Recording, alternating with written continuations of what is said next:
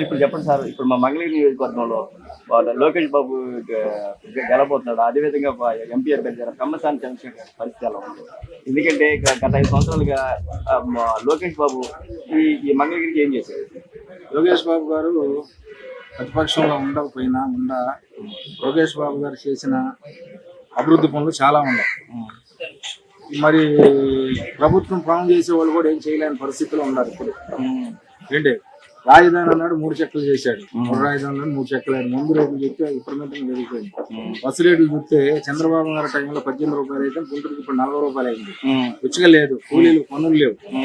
ఏంటి రాబోయే రోజుల్లో వచ్చే ఎలక్షన్కి మేము లోకేష్ బాబు గారిని విజయంగా మంగళగిరిలో గెలిపించుకుంటాము. చంద్రబాబు నాయుడు గారిని మేము ముఖ్యమంత్రిగా చూడాలని మేమందరం కూడా ఆశ ఎదురు చూస్తా ఉన్నాం. సార్ ఇప్పుడు ఇంకో విషయం అంటే కమిషన్ చంద్రశేఖర్ గారు ఆయన పారి నుంచి వచ్చారు. ఇంకా ఎంతో ఆదాయాన్ని వదులుకొని ఇక్కడికి వచ్చి మన ప్రజలు వచ్చారు. మీరు మంగళగిరి ప్రజలు మీరు ఏ విధంగా ఇస్తారు? అంటే ఆయన్ని కూడా కాదనే మనిషి కాదు.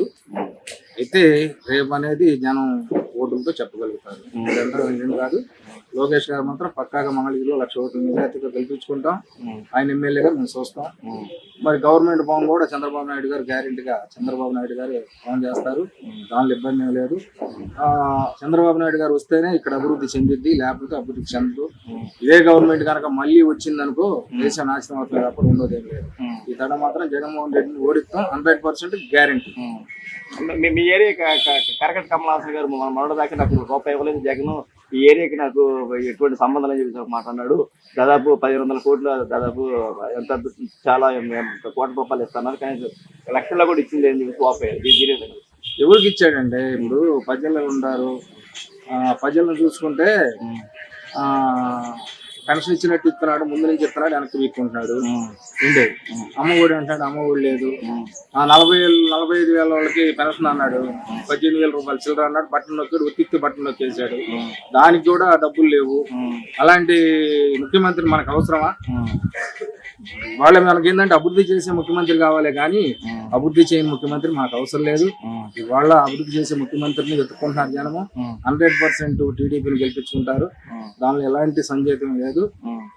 ఇతడు మాత్రం గ్యారెంటీగా చంద్రబాబు నాయుడు గారు ముఖ్యమంత్రి అవుతారు. జగన్మోహన్ రెడ్డి ఏమన్నారంటే దాదాపు 99% పథకాలు నేను అమలు చేశాను, నాకు కంపల్సరీ ఓటేయండి నాకు అని చెప్పి అన్నారు. 175 అంటున్నారు కదా సార్.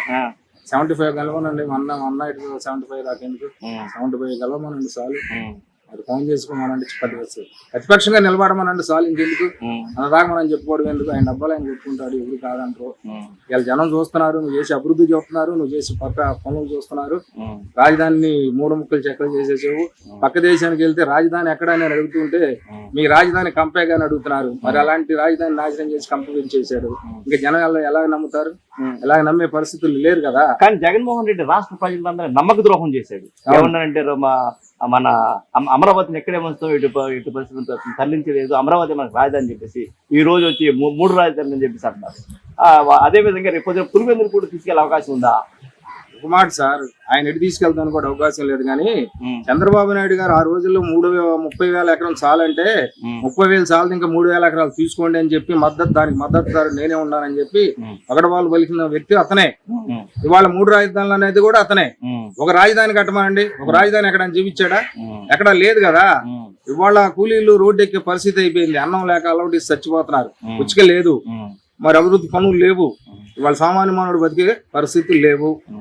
ఇవాళ సామాన్య మానవుడు బతకాలంటే మళ్ళీ టీడీపీ వస్తేనే సామాన్య మానవుడు బతకగలుగుతాడు, టయానికి అన్నం తినగలుగుతాడు.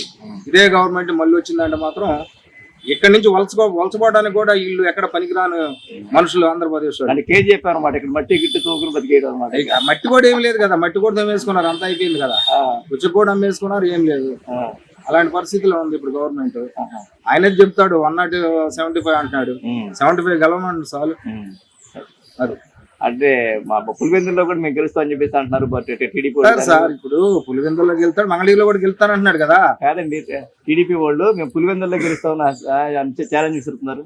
గెలుస్తారు, జనాల్లో మార్పు వచ్చింది కాబట్టి గెలుస్తారు. దానిలో ఇబ్బంది లేదు.